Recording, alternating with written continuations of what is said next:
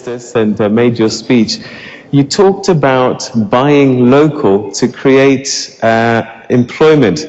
Jay Fenter, who's with DCD Dobal, says that why does the government allow the state enterprises to contract overseas whilst SA companies can do the work? How is that creating job creation?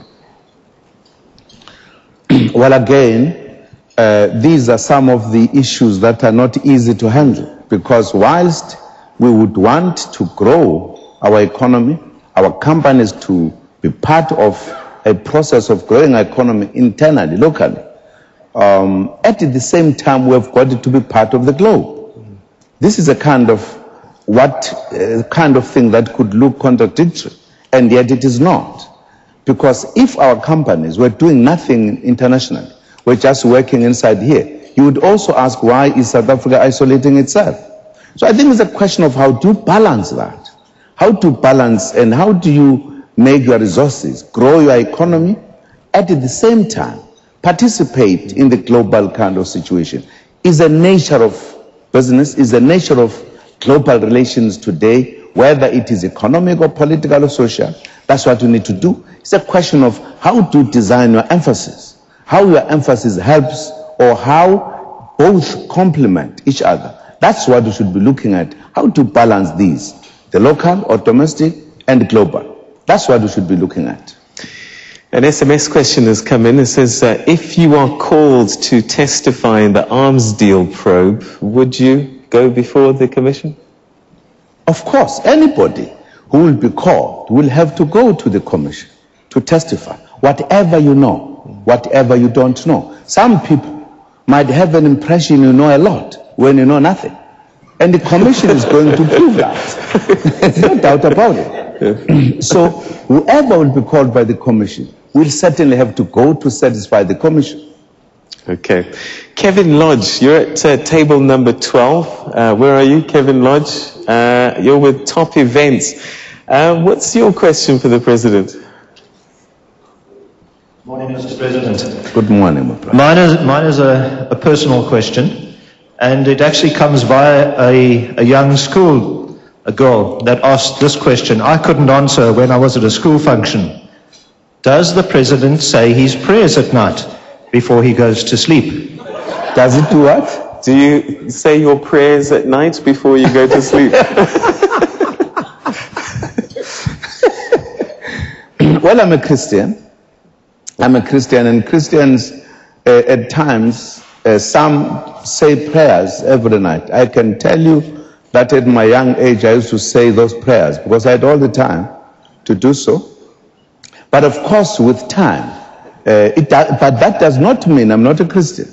But at times I don't, because at times I'm so busy, and the practice itself has changed from when I was a young fellow, when I had very little challenges towards me. So I can't lie and say I do prayers every night. No, at times I do, at times I don't. What do you pray about? About everything. About everything. We all pray that God must help us to do whatever, to succeed what we do, and pray against negative things to go away. Allow positive things to come in. Okay, so you're praying a lot at the moment.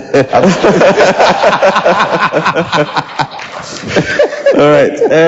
Derek Levy, he's with Boating World. This is an interesting question which affects not just South Africa, but I think the continent as well. And the President talked about the Pan-African initiatives. Derek Levy, where are you? Table number 6. Derek Levy. Good morning. Morning. The New Age and ourselves are very positive about South Africa. And I'd just like to ask, as a boating company, we have the pirates that are coming down from Somalia and have got as far as the northern Mozambique at the moment. Have we got any plans to combat this?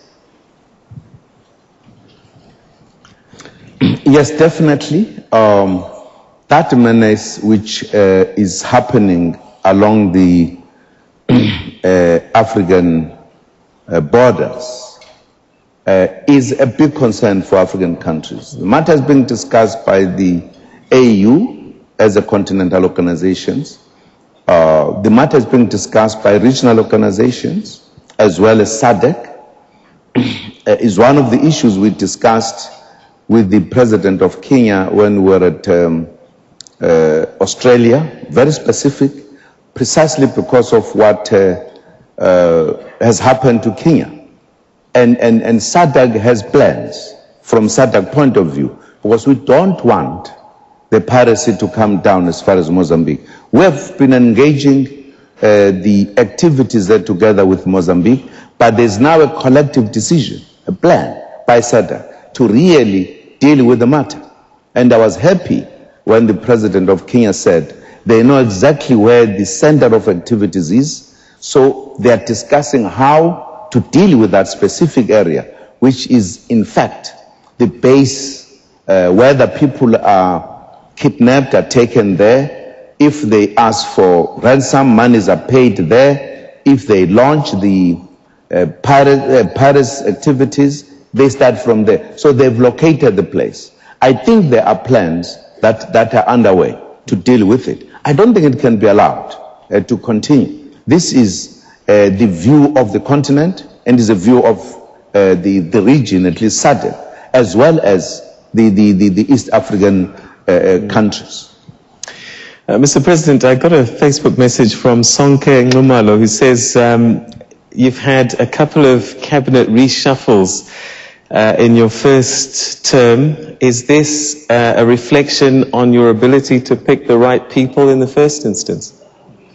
Well, I'm not sure whether that reflects that. And you cannot in any way know how people will perform before they do perform it. When you say, I think this one will do this, you do it very honestly, convinced by knowing a person. But once a person is on the job, then the reality comes. And you can't say, because I made a choice, I better stick with it to the end. Because you want to see things happening. So it doesn't reflect that. Otherwise, you could be a sangoma to tell beforehand that this person is X, Y, Z. Absolutely. I think what is important is that if you are able to notice the shortcomings and you act, that is, I think, what is important. Okay, Mr. President, we'll continue to engage with you via our audience here and also the people at home who are watching this special broadcast. We're going to take a quick break and we'll be back with more with the President from the Cape Town International